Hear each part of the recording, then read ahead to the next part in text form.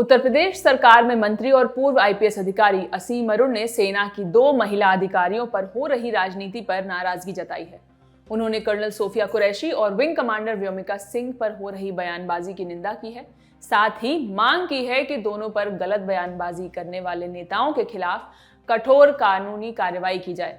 असीम अरुण ने colonel Sophia Qureshi और wing commander को संबोधित करते हुए एक लंबा फेसबुक पोस्ट लिखा, जिसमें लिखा, दोनों को मेरा जय हिंद, ना आदाब, ना जय माता दी, ना कुछ और, केवल जय हिंद। मुझे विश्वास है कि इसे पढ़ते ही आप मेरा भाव स्पष्ट समझ रही होंगी।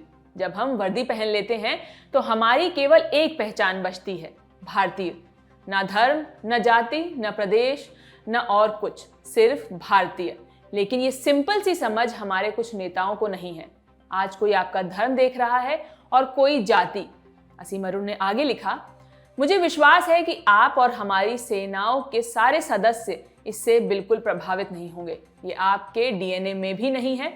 हम लड़ते हैं तो एक समूह के रूप में, एक पहचान के रूप में, एक देश के रूप में। आपको धर्म और जाति के चश्मे से देखने वाले नेताओं की आज चारों ओर जबरदस्त बदनामी हो रही है और मैं भी इनकी निंदा करता हूं। पुराने दिनों को याद करते हुए असीम अरुण ने आगे लिखा, 8 जनवरी 2022 को वर्दी उतारते समय मैंने अपने वर्दीधारी मित्रों को एक वादा किया था। वर्दी की इज्जत के लिए हमेशा सबसे आगे खड़ा मिलूंगा।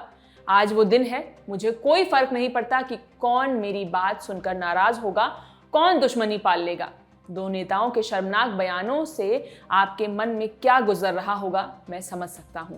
मैं मांग करता हूं कि दोनों के खिलाफ कठोर कानूनी कार्रवाई हो, उनको दंडित करने के लिए और जन सामान्य को भारतीयता के बारे में शिक्षित करने के लिए।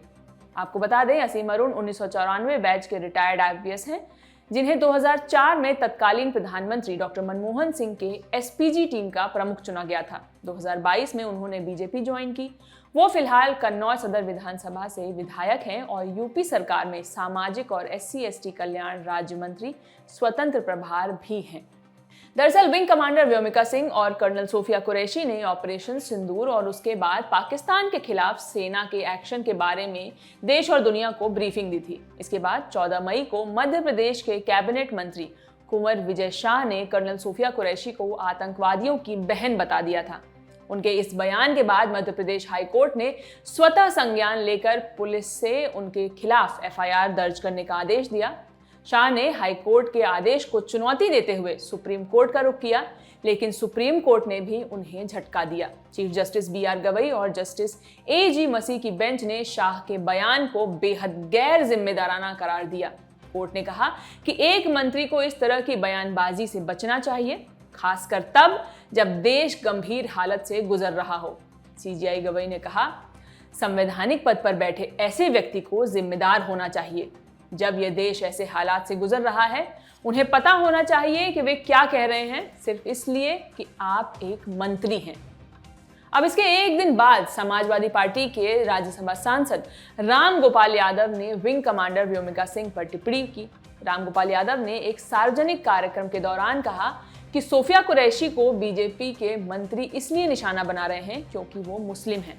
राम गोपाल यादव के मुताबिक विंग कमांडर व्योमिका सिंह बच गईं क्योंकि इन नेताओं को ये नहीं पता था कि व्योमिका सिंह जाटव हैं। सपा सांसद के मुताबिक अगर इन नेताओं को ये बात पता चल जाती तो ये व्योमिका सिंह को भी गालियां देते। राम गोपाल यादव के इस बयान के बाद सियासत गर्मा गई।